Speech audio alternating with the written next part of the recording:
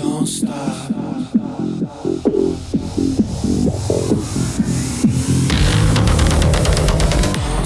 Hi, thanks for listening to the Everything and Anything and a Bit Gay podcast. I have done a lot of interviews over the past few weeks, and I have done a lot of reflection on the people that I have been interviewing. Because I had another podcast that ended kind of abruptly for creative differences between me and my co-host, and now I'm concentrating fully on this podcast and interviewing people that I really want to interview, and people are talking about things that I care about. And one of the things that I think podcast really reminds me of is meeting new friends in a lot of ways. And the interesting thing about this podcast is that whenever I interview a majority of my guests, whenever I end the interview with them, I always think, wow, they were amazing. And they could be amazing for different things, or the conversation we had, what they are doing in life, what they've done in life. It could be just a number of things. I like the subject. And this podcast that I have now that I'm focusing solely on is my podcast. And I can invite anybody I want to, and I can have any subject that I want. And it's called Everything and Anything. So I'm not confined with any boundaries at all. I can do what I want and talk about what I want. And I just try to keep this particular podcast on a more positive level. And I try to avoid politics as much as possible, even though in today's world that's not possible. But I try not to bring it in. Like, I'm not talking about what's happening in the news. If you want to hear about the news, I have another podcast called Listen Up Girl. And I get political on there and I talk about the news because there's so much things that are happening in the LGBTQ plus community in today's world. And that's part of what the news is today. But going back to this podcast, I interview people that I have an interest in, or the subject I have an interest in. And this person that I interviewed for this podcast, his name is Bill. And I left that podcast almost not even thinking that I did a podcast. It was almost like I was having a conversation over Zoom or on the phone or FaceTime with a friend, because he is so interesting and the way he tells stories is so unique. And I was just captivated by him. And he's so interesting, and the stuff that he talks about. And even when we hung up from the podcast, and then this is what I almost want to start capturing, because whenever I end a podcast, a lot of times I kind of continue the conversation with certain guests. And sometimes that conversation, I think, is more exciting than my actual interview or my conversation with them. But Bill just has been around for so long, and he's 28 years sober, and he was around during the AIDS crisis of the 80s. And we just really got into a lot of stuff. He had a partner who died that he had to deal with, and just I don't know, he had so many awesome, amazing things that he has done in his life, and he's just interesting. And I think there's a lot of people that think they're interesting, but Bill is actually one of those really interesting people where I think his stories that he has could just write book after book after book, or have a film, or I could do more podcast episodes with him and just still entertain my audience, because he's that interesting of a person, in my opinion. So I hope you enjoy my interview with Bill Robertson today. You will hear about his book that he has called Uncle Bill's Animal Tales. I ordered that from Amazon right after my interview with him was done.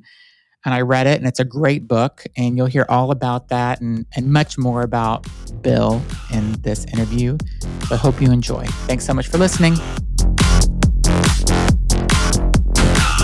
Hi, thanks for joining me on the Everything and Anything and a Bit Gay podcast. Today I have a great guest. His name is Bill Robertson, and we have a story to tell about him. So welcome to the show, Bill.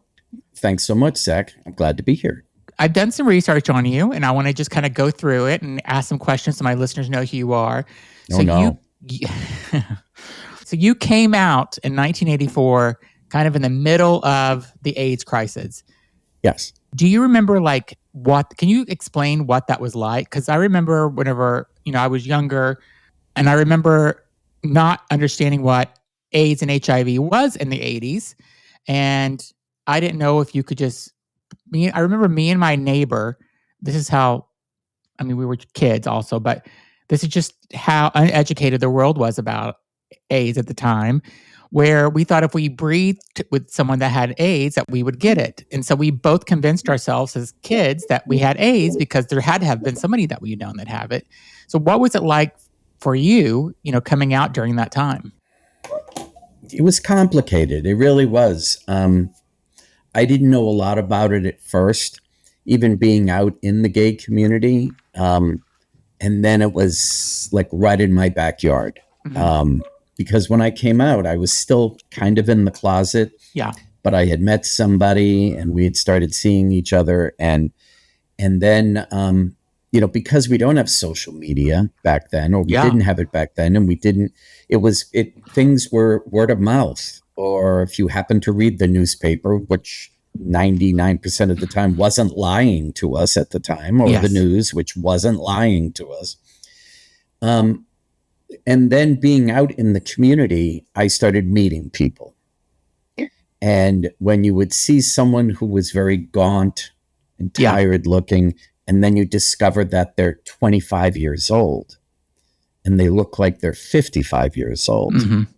Not that 55 is old, because I'm older than that, but then it was people getting sick, and then it was people dying. I had a couple friends commit suicide. Oh. Yeah, actually, in the beginning, there were a couple, and then there were more. I was going to funerals, it felt like every week. Mm. And I practiced safe sex. That was the thing. In New York, they started shutting down bars. And these were bars like, with appropriate titles, The Toilet, mm-hmm. or The Mine Shaft. Yeah. And it was a lot of gay sex without condoms. And if you're a disease and you want to spread yourself quickly, find the gay community in the early 80s. Yeah. And then it became very unifying. The gay community in Boston, where I came out, it came together because we were fighting the government more than we fight the government now. Yeah. Bush and Reagan, or Reagan and Bush, wouldn't even say the word. Ronald Reagan's son is gay. Yeah.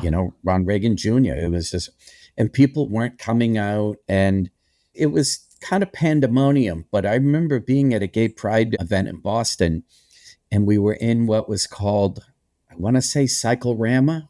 It was on Tremont Street, and just everybody came in from the parade, and we all held hands, and we sang a Stevie Wonder tune that I can't remember the name to. Yeah.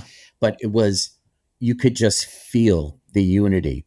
The Arlington Street Church, mm-hmm. which is a Unitarian church, was the first church to open their doors to help AIDS patients. Kim Crawford Harvey was the minister most recently, but she was also a minister at the Unitarian Church in Provincetown. Mm-hmm. And people were opening their arms to help each other. The lesbian community came right into the fold when they hadn't always been treated well by certain members of the gay community, which I never understood, but that's okay. They stood up and helped their brothers and sisters. So there was a time of panic. I remember, I'm 28 years clean and sober, but back then I was drinking. I remember waking up with someone I had picked up and didn't see the guy. And I went out and I found him. He was sitting on a stoop and he was very upset. And I'm like, what's going on? And he admitted to me that he was a heroin addict. Oh, wow. And he was afraid he had AIDS. And I had just slept with him. Oh. So my whole thing went, okay, I didn't yell at him or anything like that. I was like, hey, man, you know what? We're all going through shit. And at the time, my sister, who's 10 years older than me, who I'm going to preface by saying is an amazing person, but back then she was afraid. Mhm. And I remember I was flying from Boston to San Diego on vacation, and she called me and said, "Billy, I love you, but I can't have you around my kids right now." Oh, wow.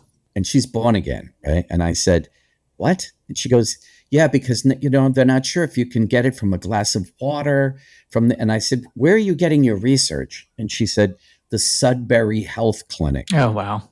And I'm like, "No, no, no. Go into town, go to Boston University and do some research." I Mhm. said, "Do you think this is the way Jesus would have handled it?" And that shut her up. Yeah. And I disowned my sister. I completely disowned her at the time. And I was like, I don't have a sister anymore. I cannot deal with this. So about a month or so later, she wrote me a letter. And God, it's going to make me cry. She was like, "Billy, you were right. I went into BU. I did the research. I have absolutely nothing to be afraid of. Awesome. And I love you, and I know you love my kids." And she did what people needed to do back Mhm. then out of love. Yeah. It's like my parents, if right-wing Republicans. Oh, really? From Yeah, joint. Massachusetts? Oh yeah, from Massachusetts. Well, Wow. if you grew up in Attleboro, where I grew Yes, up, I there know was a where that lot of is. Republicans in the Yeah. burbs.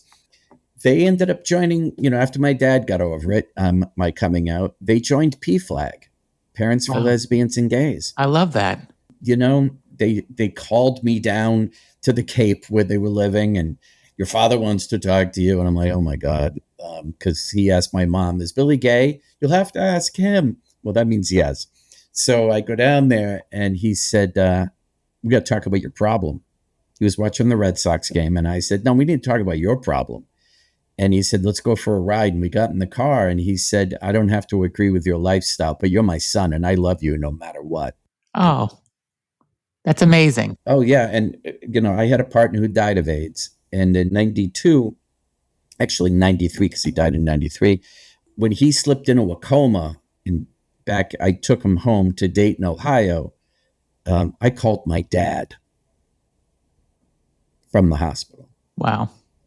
That's who I called, was my dad. That's So amazing. we can love our children Yeah. no matter what your political differences are. Yeah. So anyway. That's so you never went through a time with your father where he stopped talking to you or disagreed? I mean, he didn't Oh, he agree with it, but disagreed. Well, he was kind of funny. I guess, my dad went in on D-Day. okay. He was pro-army, Mhm. pro-Republican, although he would have not been happy with who's running the country right now. My Yeah. parents did not like that man at all. It was because of arrogance. My dad was a very humble man. So after we had that talk, he would every once in a while, he'd say, "So there's no chance of," I'm like, "Nah, I don't think so." Or if he heard me mention a person's name, like my friend Sarah, he'd be like, "Sarah? What about Yeah. Sarah?" I'm like, "No." He would corner my female friends at parties, Yeah. at like family events. "So do you love my son?" "Yeah, I do love your son." "No, do you love my son?" Yeah. "Well, he's gay." What if he wasn't?" I'm like, "What?" And my dad read his Bible every single day. Every day. He took it in on D-Day with him. Same Bible. We have it today. He Wow. passed in 2010. And he called me one day here in LA. And he goes, "Bill, I read my Bible every day. And I have to say, I don't see where you're going to go to hell." And I'm like, "Oh, well, thanks. Thanks for sharing." I mean, he was just so funny. Yeah. He hoped they wanted me to get married and have kids. And my Yeah. sister, thank God, my sister got married and had kids. Yeah. But he wanted to understand. I remember there was one guy I was dating, and he met him. And when he left, my dad looked at me and said, "He's going to hurt you." And I went, "Wow," coming from my dad. He said, "I'm telling you, that man's going to hurt you. Get out of that." And he did hurt me eventually, Really? but yeah, we were together for 2.5 years, but it wasn't his fault. We were both drinking too much. Yeah. But my dad, the fact that he said that was cool.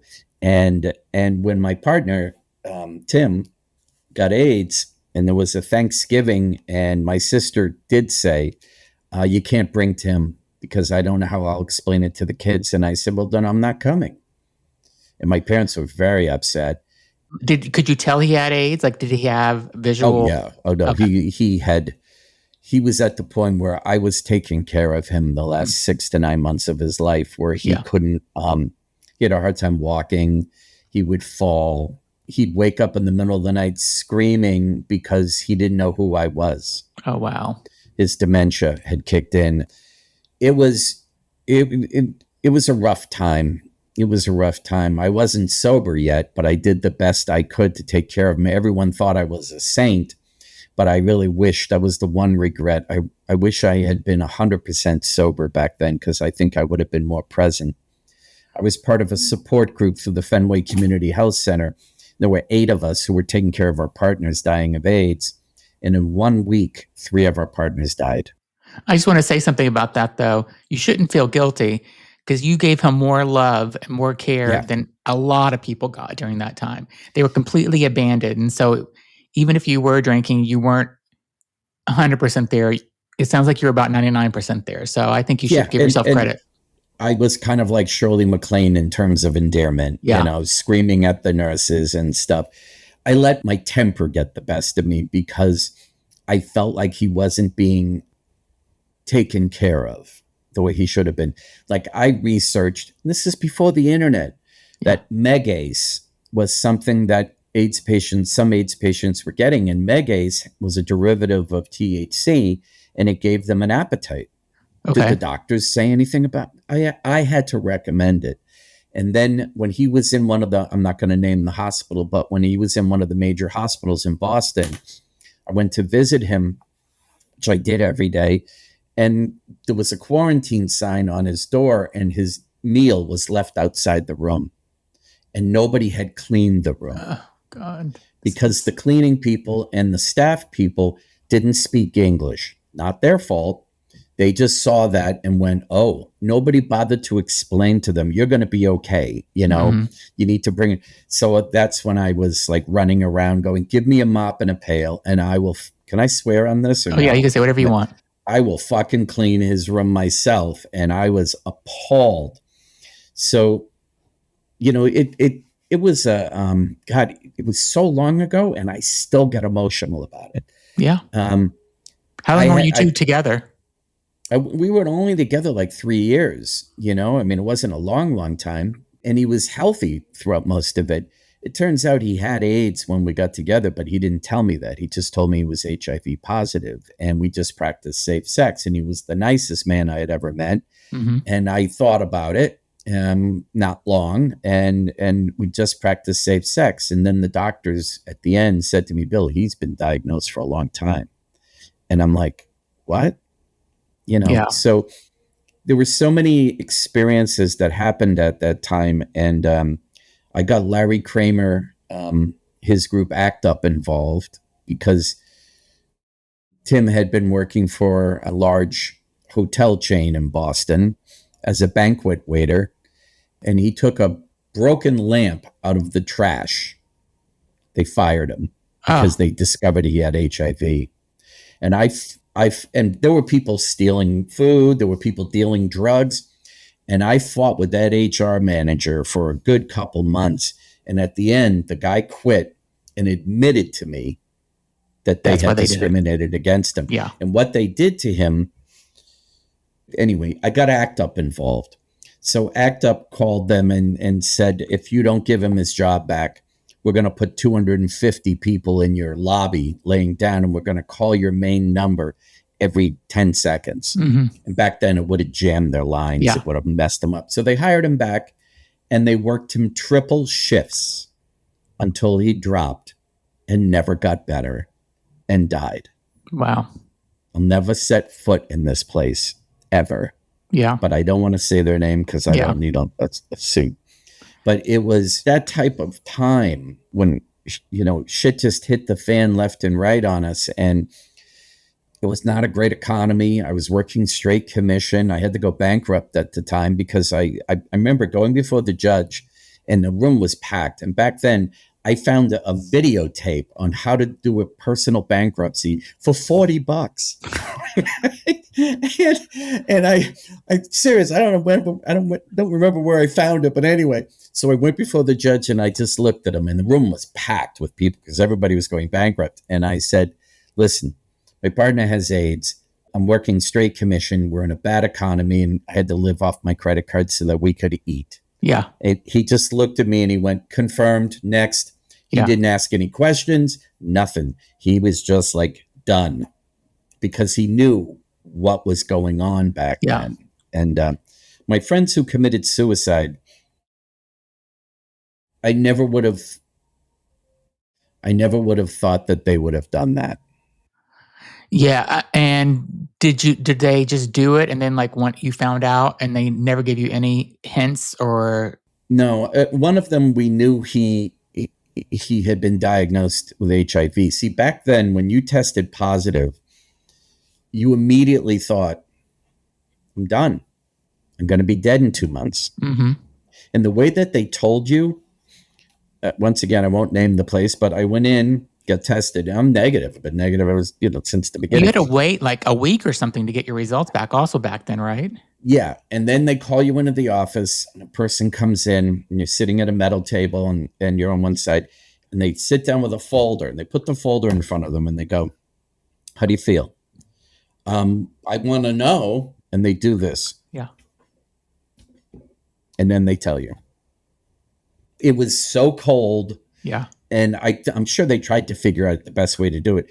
And there's a bunch of guys sitting on a bench out here waiting to go in and waiting to see how you react when you walk out. Yeah. Yeah. I remember when I lived in South Beach in the 90s and there was a, huge AIDS crisis in South Beach because at that point, and I remember going and getting an HIV test and having to wait. I feel like it was like 7 or 10 days or something. It was. And it was the longest 7 or 10 days in the history of my life because I overanalyzed it and I convinced myself that I had it. Luckily, I did not, but I just played over my head and anybody I hooked up with or anything, and I was using safe sex also, but it's only as safe as, it can be. So you never know like what was going to happen. So I still don't know how I made it out of that time alive. Yeah. I kind of feel I don't know how I made it also in South Beach. I mean, I was a little slutty back in college, just to let you know. So and so I probably should have gotten something, and I'm knock on wood, I got nothing. So I didn't frequent the baths all that often. Maybe a couple times in my life. I wasn't into that. I did have relationships with people that were on the fringe and were kind of dangerous. And we lived in, one of them was a DJ. I've had 3 partners die of AIDS. Only one while I was with him. And then 2 others after we broke up, they contracted it and they died. Okay. So I've had 3 and I've had 5 partners that have all been HIV positive. I hadn't found that long term. My most recent was probably the longest. And then that just kind of turned into a good friendship. But that's the one part of my life that it just didn't turn that way. Yeah. And it might still, but it might not. And that's okay. Yeah. And we'll be right back. Okay, now back to the show. What advice kind of would you give? I mean, so there's this whole younger generation now, right? That they're out there and with this new, and I don't I try not to get political on this podcast, but it's really hard not to in today's world. And I have another podcast where I do 10 minutes or less of LGBTQ plus news, and and all the news I do, about 80% is negative because it's about the White House today taking away rights and taking away trans rights and stuff. And so, I think the LGBTQ community is also worried about, are they going to take away same-sex marriage? Are they going to take away, taking away healthcare? There's all this stuff that they're taking away. What kind of advice would you give the LGBTQ people in today's world in these dark times? I know it's a different type of dark times, but it is a dark time. 2 things. Fucking vote. Yes. Okay. Second, um, know our history. Yeah. I don't know how many gay men I talk to that are younger and they don't know who Larry Kramer is. They don't know who Bill T. Jones is. They don't know really what happened at Stonewall. They don't know what happened before Stonewall. Yeah. If I hear one more person say, I'm only into barebacking, I swear I'm going to punch him in the face. Yeah. It is risky. It is demeaning to who we are as a Yeah. group. But the biggest thing I want gay people to understand, besides their history and taking care of yourself, is we are a huge voting bloc if we talk about it, if Yeah. we get together. We have to remember that the Berlin Wall, a month before it went down, the head of East Germany said that wall will be up for another 100 years. No internet back then. It was people talking at coffee shops. It was people calling each other on the phone. Steve Bannon recently said that during the next big voting cycle for the Senate and such, what's it called? Yeah, and midterms. Thank you. I couldn't think of the word midterms. He thinks that the Democrats are going to flip 40 seats Really? from the Republicans. He literally said that. Steve Bannon said they could flip 40 seats. So the stock market is going to continue to do well. That's going to keep some people from voting a certain way. But it has to come down to how people are being treated, especially, I mean, LA is not, he's not going to get a California vote of any sort. Or Massachusetts. Or Massachusetts, yeah. And he knows it. He knows it. Being in Los Angeles right now, the fear in a lot of people's faces. I mean, I've got friends that were born here. They happen to be Latino, and they're going to carry passports with them when they go on vacation. Wow. But I do believe that we can all come together. And you have to remember, Donald Trump was a Democrat for a long time. Yeah. Long time. I think he's, his ego has been stroked so much. I don't believe that, people that appear to be evil, I think a lot of them are extremely wounded. Oh, he's definitely wounded. Yeah. He's so wounded. He wants to be the popular kid. It's the problem. He wants to be the popular kid. He wants to be seen. That narcissism is very real. Like the first time he was elected, I thought, I didn't vote for him either time, but I thought, he had a great opportunity to do the right thing. He had a great opportunity to help people because he came from the outside. Yeah. And unfortunately, he chose one group compared to everyone. I mean, I know people out here that have been to Mar-a-Lago 10 times. Yeah.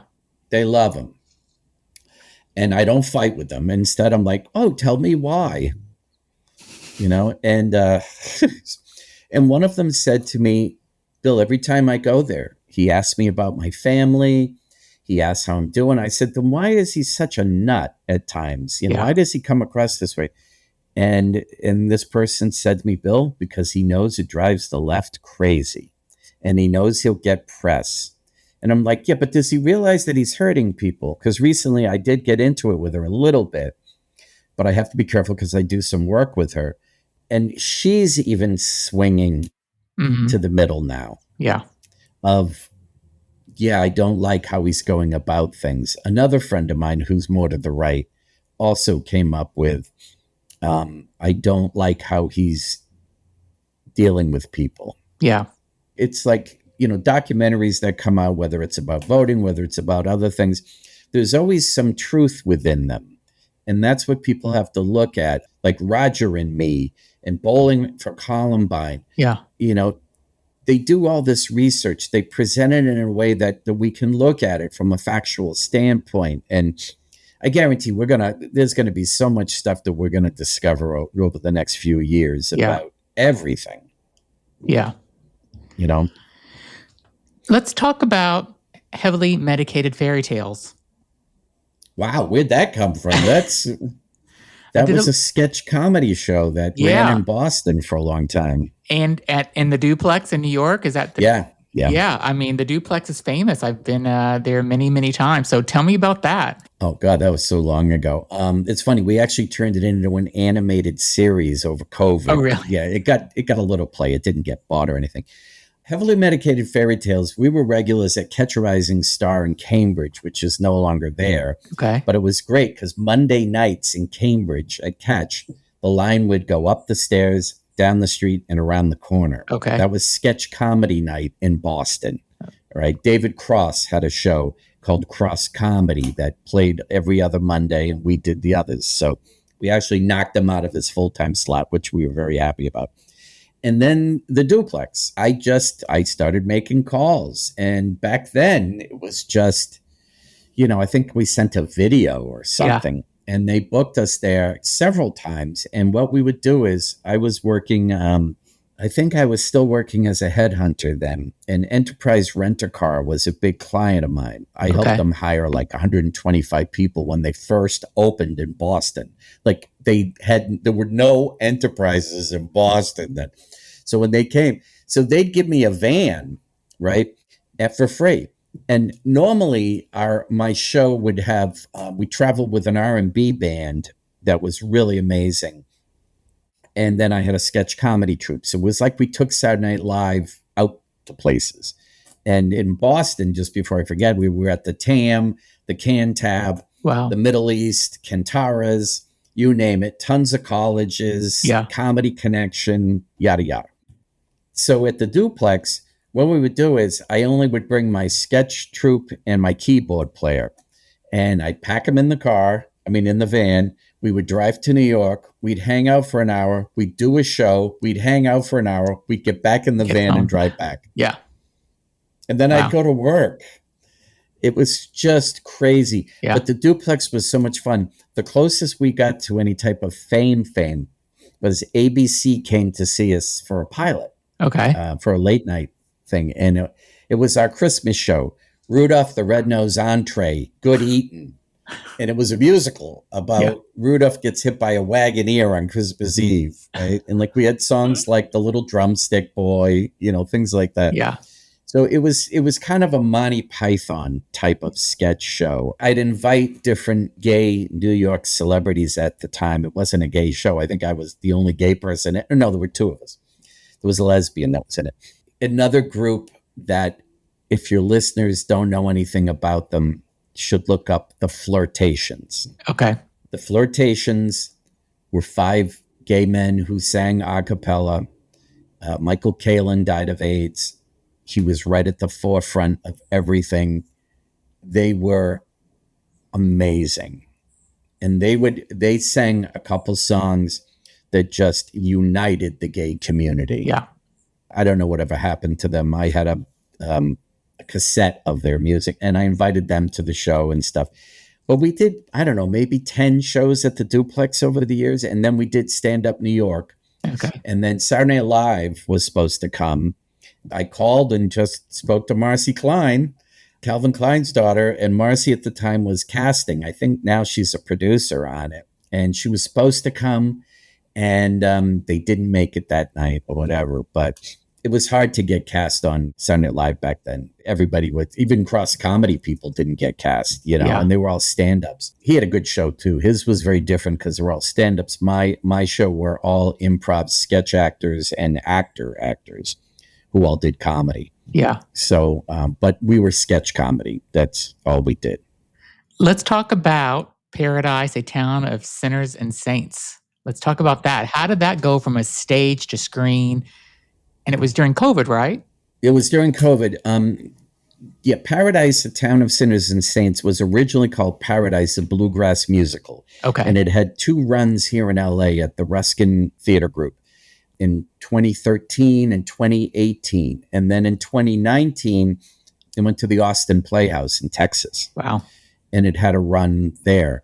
Rave reviews, you can look them up, the whole thing. Probably find it under Paradise, a Bluegrass Musical.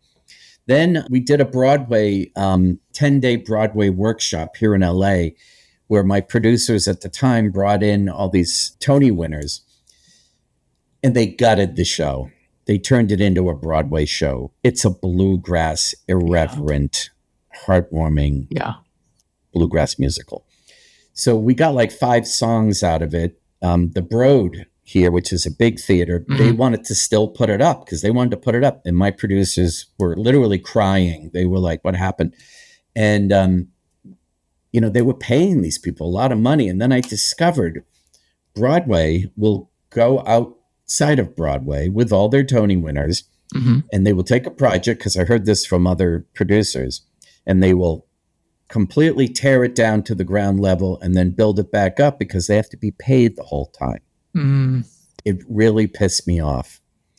And so it kind of sat for a little bit. And then we thought, well, we want to get it to New York, but we really want to get it to the masses. And an independent film producer out here, who I'd known for a while, he'd done like 44 features. He ran Robert Duvall's company for like 11 years or something. And he said, and he had seen the show, and he said, Bill, what about turning it into a low budget, indie? Yeah. And I was like, what? I'd never raised money for a film. So the way the universe works, I got laid off because I'd always worked in corporate America, because I worked from home since 97. Wow. And good for you. Yeah, as a corporate recruiter. And then I always wrote on the side. So when I was running staffing for Fidelity Investments out of Boston, I was taking Heavily Medicated Fairy Tales to the duplex in New York. They thought it was cool. They thought it was cool. They were great to me. So anyway, I got laid off from corporate America at the age of 60, which is what corporate America can do to you. I was working for a different company. I wasn't fond of it. I was making a lot of money, but I always wrote on the side. I sold a couple scripts to Lifetime. One of them was produced also. And I thought, okay, I'm going to just take my skill set of being a recruiter and I'm going to raise the money. So I got 10 investors, some of them out of the blue, people I didn't know. We made the movie. We got distribution through Artist View Entertainment. And it went out on like 5 platforms for about a year. It was on Amazon and such. And just recently, it's still on YouTube Movies right now. Okay. Paradise, A Town of Sinners and Saints, but it won't be up there much longer. And I think it's also on Google Play. But the good news is, come October, our distributor has partnered with another distributor, and they're going to relaunch it. Wow. So in October, it's going to go on multiple platforms and the global market, because it's not there yet. And we're working ourselves on our YouTube channel that it's called Paradise the Movie, I think 2024.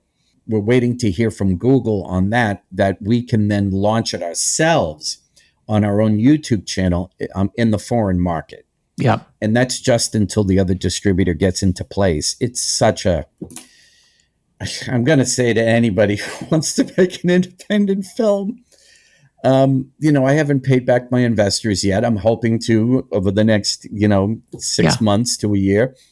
It's a long, arduous process. It takes a village. You have to be patient. It's a team effort, and it's not always lucrative. Yeah. I mean, we have a fiduciary responsibility, and I'm going to be determined to make sure everybody's paid back. I mean, it wasn't like, the astronomical amount of money. Right. And we'll be right back. Okay, now back to the show. Let's talk about your book. Oh. Uncle Bill's Animal Tales. Uncle Bill's Animal Tales, Life Lessons for Adults on Amazon. Yeah. So you've done a lot. You've done a comedy, you've done a indie film, now you've done a book. So tell us about the book. Yeah. Uncle Bill's Animal Tales, Life Lessons for Adults. First off, it looks like a children's book, but it's not. Yeah. It's about all of my experiences with animals, on how I feel they're our greatest teachers and healers. Okay.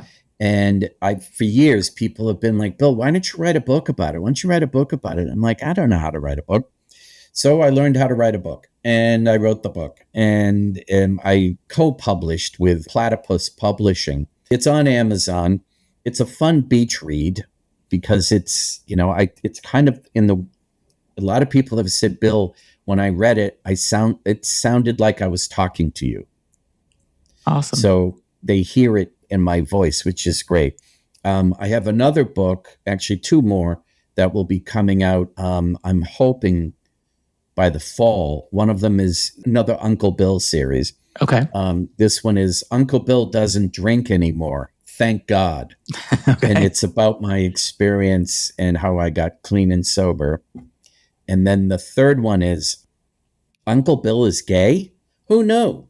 And that's about my coming out and being in the gay community. Yeah, that's amazing. I think those are two books, or all three books actually, with the last two that are coming out, I think resonate with the gay community very well. So I think so too. Not even just the gay community. I mean, learning how to be sober would probably resonate with a lot of people. So, and it's 28 years, and I tried forever to get sober. What was the turning point where you did become sober? Yeah, it's a strange. Well, it's kind of a building. I was making a lot of money, and my life on paper looked pretty good, but the hole inside of me was just getting bigger and bigger, and it was progressing because that's what alcoholism is. And I started blacking out again.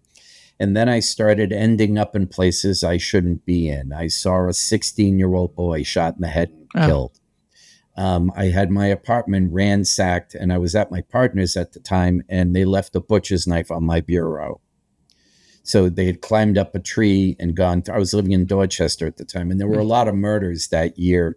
And that's why I saw the 16-year-old boy killed. I was completely sober in my car, and he just happened to be standing on the sidewalk. But I felt like there was all this really bad karma coming, and it still didn't stop me. I moved to Southie.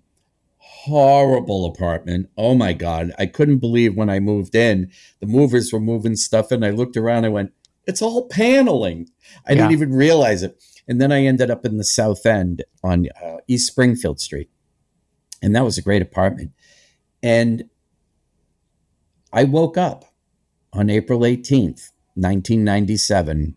And the only way I can explain it is that I was struck sober. Okay. And it's weird to explain, but I knew I couldn't drink anymore, and I didn't know how to get sober. So I went to my doctor, and she said, Bill, you have a medical card. Why don't you look on the back of it? Maybe there's a rehab. I'd been carrying it around with me for like 4 years. And on the back was a rehab. And I ended up in an evening rehab. And then that started my journey. I gave notice at my job. They kept throwing money at me. Yeah. And a friend of mine had set up a .com and asked if I would come over and work for him, where I could literally just, walk down the street, because he was doing it out of his basement in the South End, and it became bigger. So I did that. And then just, so I could go to meetings, so I could figure out what's going on in my life. Yeah. And then I quit smoking a couple years later through acupuncture. Okay. Good for you. So I haven't had a drink or a drug or a cigarette in over 20 years. And I haven't had a drink or a drug in 28 years. Wow. I think the cigarettes are 24 years. No, 25 years I haven't had a cigarette. Yeah. Because I've been out here. After 20 years, it's like your body, supposedly, it's like you never smoked after. Your body has repaired itself, from what I've read. The weirdest thing about the acupuncture, I had tried everything. I had tried the patch. I had tried, there was a guy in Brookline called the Mad Russian that Harvard had done studies on, that he could affect a part of your brain and stop you. Yeah. And people were going to the Mad Russian. All he really did was spit on me a couple times, and it didn't seem to take. So when I went to the acupuncturist, she had a apothecary, and she was gay, and I didn't know it at the time. And she specialized in dogs. So I'd be in the waiting room, like next to a German Shepherd and a Saint Bernard, and then she'd call me, and it was the weirdest thing. And she said, Bill, I want you to keep smoking. We're going to do 5 sessions. It's either going to work or it's not. And then she stuck needles all in me, and then she would light them on fire. Okay. By the 3rd session, I was working on a script. It was 11 o'clock at night. And I remember going, I haven't had a smoke all day. This is the weird part. It took away the craving as if I had never been a smoker. And I was smoking a pack and a half a day. Wow. I still can't explain it. It's just like it took it away. So when I moved out here to LA, I frequent, not to quit smoking, but for other things. I'm a big believer in acupuncture and Chinese medicine, very much so. Yeah. That's amazing. You're an amazing guest and you've had such an interesting life. And I just want to thank you. If people want to, so first of all, I will put your Amazon books link, link to your current book in the description of this podcast or video if they're watching it. So if anybody wants to buy it, they can go there and do it. But if they want to follow you and your work and find out when your other books are coming out in the fall, how can they find you? Do you have a website or are you on social media that they can find you? I'm all over social media. I'm on Facebook and I'm on Instagram. Those will be the two that will be the best to find me. Also LinkedIn. Okay. Yeah, I'm starting a brand new job tomorrow. Oh, wow. Congratulations. I was debating on what to do. I have an agent, I have a manager, I have scripts out the door and everything, but I just was like, I want to give back. And this kind of fell in my lap. So I start work tomorrow for a nonprofit that is kind of a job center for people that are re-entering the workforce or veterans and that are having a hard time. So I get a chance to, and they want me to build relationships within the entertainment community. Yeah. So I'm going to be a business services manager for this nonprofit. I wanted to be of service, and it's an 8 to 5. It's not corporate. Nobody, it's not whole different. Instead, I'll be walking in the door with the mindset, not how can I affect the bottom line, but instead, how can I help? Yeah. That's awesome. The world needs more people like you, Bill. I'm serious. Like you've done a lot of amazing things and you're continuing that. So I'm really glad I got to interview you, and I will put your LinkedIn, your Facebook, and your Instagram all in the bio or the description of this podcast and the link to your book. And then whenever you come out with your new books, come back on the show and let's talk about them. I would love to. And I do want to just share one quick thing when you're asking about what else I could put out to the gay community. If you're looking to do service, check out G for G, the number 4. It's Gays for Good. Yes, I know them. Yes. I do a lot of volunteer work for them out here, and just an amazing organization. And the thing that listeners should know, because I think a lot of gay people have problem finding new gay friends, right? Like, because, especially in Boston, the gays in Boston, as I don't have to tell you, they're in their own little clique, they're on their own little world. But going to do something like G for G is a great way to kind of meet other people. So very much so. So if you're looking to do something good for the community and meet people, that's a great way to do it. So thanks for that. It really is. And the Unitarian Church, because they're very non-denominational. Like they believe, if you believe that life is a mystery, then you're spiritual. Yeah. Awesome. And it's very gay-centric as well. Very good. Will you ever make it back to Boston, or is LA home now forever? No, my goal, I was debating on taking this job for this reason. I really want to be bi-coastal. I miss Boston. I miss Fenway Park. Yeah. I'm one of those gay guys that knows more about sports than most of my straight friends. Yeah. My sister, I miss my sister and my niece and nephew, but and I still have friends there. But right now, starting this job, I probably won't be able to for a little bit. I haven't been back there since 2019. Wow. I know. It's a whole new city now, though. It's so different. That's what I hear. Yeah. I mean, the COVID thing kept me from coming back, obviously. Yeah. And then it was, after my parents died in 2010, within 4 months of each other, I don't go back as often. Yeah. Well, you have to come and see it. I mean, the whole you wouldn't even recognize the seaport now. That's what I heard. Yeah. Like, how it used to be parking lot. It's beautiful. It's $7,000 a month, 1 bedroom's there now in the seaport. So it's just insane. It's a beautiful place, great food. I used to work down on the seaport, and so you're going to be shocked whenever you come back, and the traffic is just worse, but it's still a great place to live. Yeah, no, just the cost of housing there and here in New York. The only difference about LA is it's so big. Yeah, that you can find pockets. Like I've been renting this same house for 20 years. Wow. because she keeps it below market, and I do Yeah. work on it. We'll see how much longer. Knock on wood. I hope I get to stay another year or two. Yeah. But yeah, no, it's everywhere right now. But I Well, hear let me know when you come to Boston. Boston. We'll go out and get a coffee or go out and get a nice dinner or something. So That sounds like a great plan. Legal seafood. Well, I love legal seafood. I love it. So, me too, man. all right. Thanks so much for being on. Be sure to subscribe to the podcast and leave a comment. Let us know what you think about Bill's interview. And if you buy his book on Amazon, write a comment and tell us what you think about it. So thanks everybody for listening. Thanks for being on, Bill, and we'll talk to you guys later. Thanks, Zach.